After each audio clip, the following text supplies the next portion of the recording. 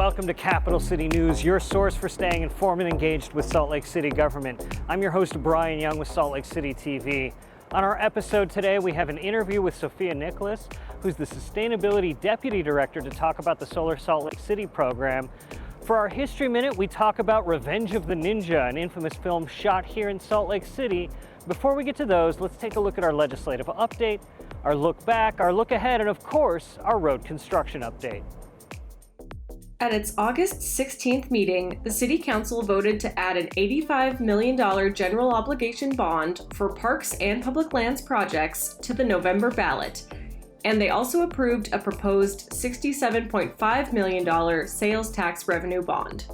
Voters in Salt Lake will decide whether to approve the GO bond, which is key to implementing the Reimagine Nature Public Lands Master Plan. Only the GO bond will be on the November ballot. The City Council also heard a briefing on amendments to the city's budget, and the council heard a report on the 2021 election, which the city conducted on a pilot basis as a ranked choice voting without a primary. To learn more, visit slc.gov/council.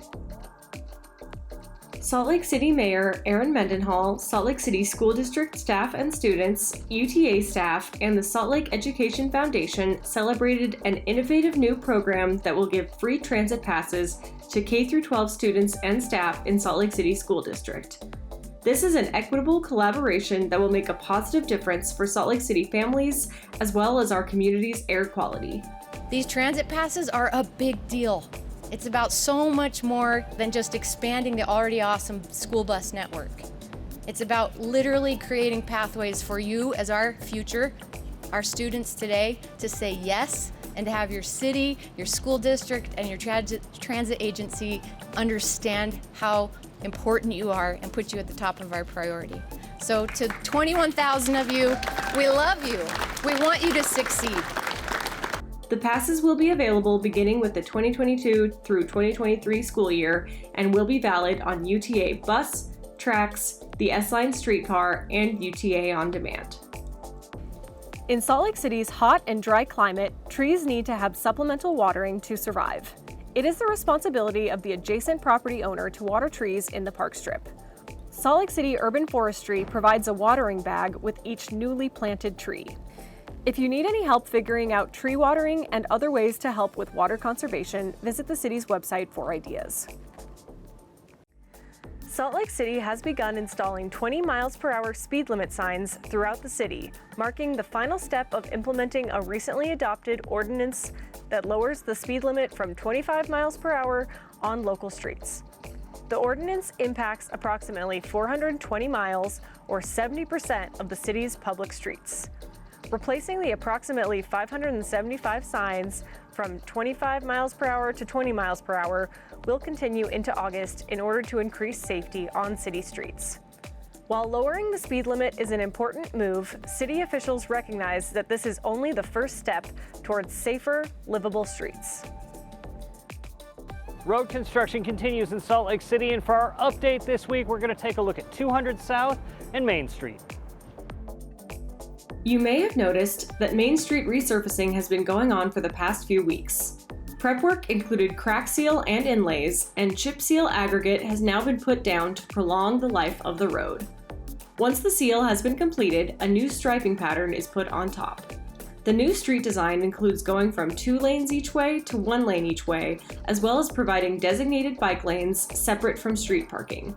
This project will not only make the road last longer, but also will allow for more bikes and slower traffic to easily navigate the route. Learn more at the Life on State Bikeways study website. 200 South Road reconstruction continues as our crews move westward. You'll notice new bus islands and curb bulb outs around 900 East. Our crews are following the path of a new Dominion gas line installation. The cooperation between projects has been great to see.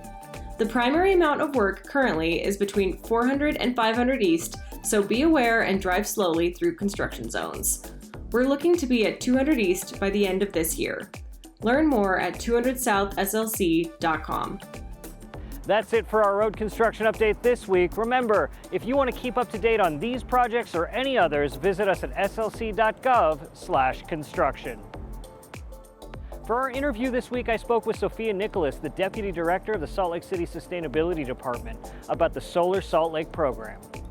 So the city's been invested in making impactful climate programs for over 20 years. We have some ambitious climate goals, including helping our whole community go to 100% renewable electricity by 2030.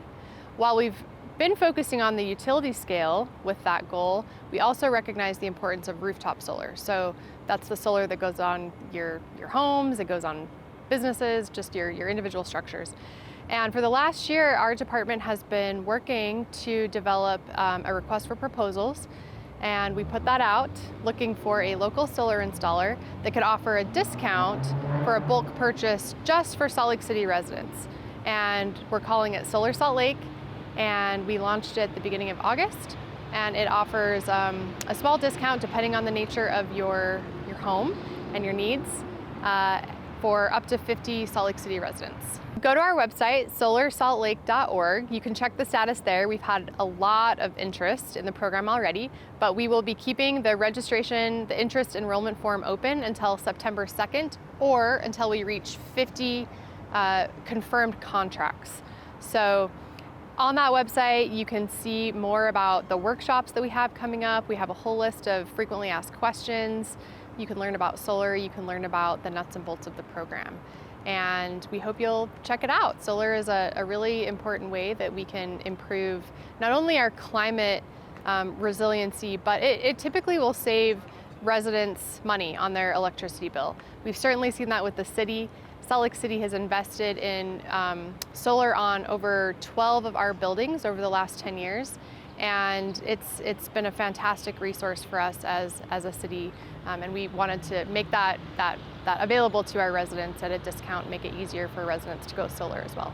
For people interested in learning more about the Solar Salt Lake program, go to solarsaltlake.org. And if you're interested in learning more about Salt Lake City's general sustainability efforts, go to slcgreen.com. There you can learn about our climate goals, our other programs around renewable energy, air quality, waste and recycling, business engagement, and a whole lot more. It's time now for the History Minute. From the late 1960s to the early 1990s, Canon Films was a major player in the world of low-budget action movies and martial arts films, among many other sorts. In the early 1980s, they set their sights on a growing interest in ninjas, and released Enter the Ninja in 1981. As they worked to put together a sequel, they realized shooting in Los Angeles might be too expensive. The Utah Film Commission sprung into action, hoping to lure Canon Films to use the state as a cheaper alternative, offering them incentives to film in Salt Lake City. They assured Canon that filming of Revenge of the Ninja would not require location fees, permits, or union deals. Canon leapt at the chance and began filming across the city and above it. An elaborate fight scene was staged at the old Liberty Park playground, and for 2 weeks, the deadly finale was filmed atop the American Towers condominiums at 44 West Broadway. For 2 whole weeks, film crews and helicopters circled the roof of the building, getting the shots that would make an iconic ninja fight. Revenge of the Ninja starred Sho Kosugi as a man forced to leave his home country after a ninja attack, but finds himself in Salt Lake City, embroiled in the local mob and drug trade that threatens his family. Naturally, he strikes out for revenge against these dark forces. The film was highly successful for Canon, though not well received by critics. It became a cult hit on video. And despite the sweetheart deal from the Film Commission, Canon did not make Salt Lake City their second home. That's it for another installment of Capital City News. Remember, the best way to stay engaged is to stay informed. You can do that by following us on social media, subscribing to us on YouTube, or watching us on Channel 17. So, reporting in from the City and County Building, I'm Brian Young.